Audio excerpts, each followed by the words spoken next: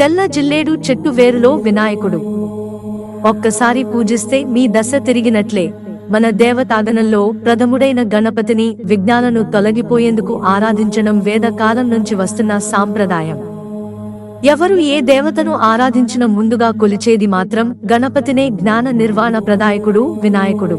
అలాంటి వినాయకుడిని ప్రకృతి స్వరూపుడిగా మనం ఆరాధిస్తాం.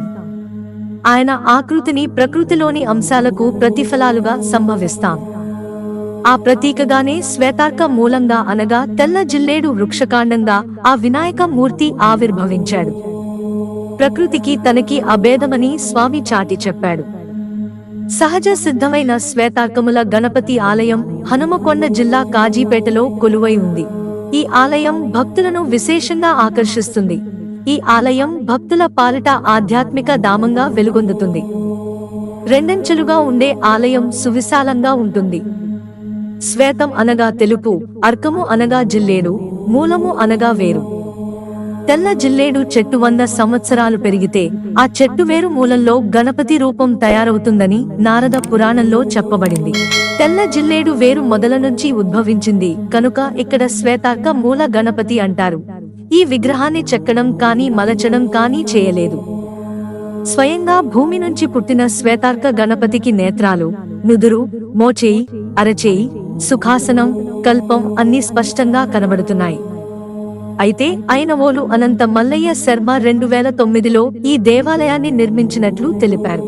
ఒకనాడు కాణిపాకంలోని గణపతి దేవాలయాన్ని దర్శించుకున్న మల్లయ్య శర్మ కాణిపాకం నుంచి తిరిగి వచ్చాక కాజీపేట సమీపంలోని సాయిబాబా దేవాలయంలో పూజారిగా సేవ చేయడం ప్రారంభించాడు. ఏప్రిల్ 20న మల్లయ్య శర్మ నిద్రిస్తున్న సమయంలో తన కలలో శ్వేతార్క మూల గణపతి దర్శనమిచ్చాడు. నల్గొండలోని ఓ అడవి ప్రాంతంలో తెల్ల జిల్లేడు చెట్టు వేరులో ఉన్నట్లు అతనికి కలలో కనిపించగా పీఠాధిపతుల సూచన మేరకు మరుసటి రోజు ఆ ప్రాంతానికి వెళ్లి ఆ స్వామివారిని జిల్లేడు చెట్టు వేర్లలో కనుగొన్నాడు. ఆ స్వామివారిని అక్కడి నుంచి కాజీపేటకు తీసుకువచ్చి ఈ ఆలయంలో ప్రతిష్ఠించి పూజలు చేయడం ప్రారంభించారు.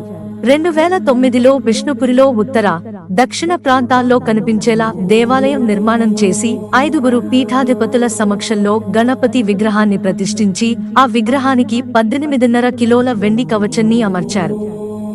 ఆ గణపతి 64 రూపంలో ఈ శ్వేతార్కముల గణపతి ఒక రూపమని, ఈ స్వామివారికి సర్వ అవయవాలు సంపూర్ణంగా ఉంటాయని, ఇలాంటి శ్వేతార్క మూల గణపతి ఆలయం ఆసియా ఖండంలోనే ఎక్కడా లేదన్నారు. నిత్యం ఎంతో మంది భక్తులు వచ్చి ఈ స్వామివారిని దర్శించుకుంటారని తెలియజేశారు.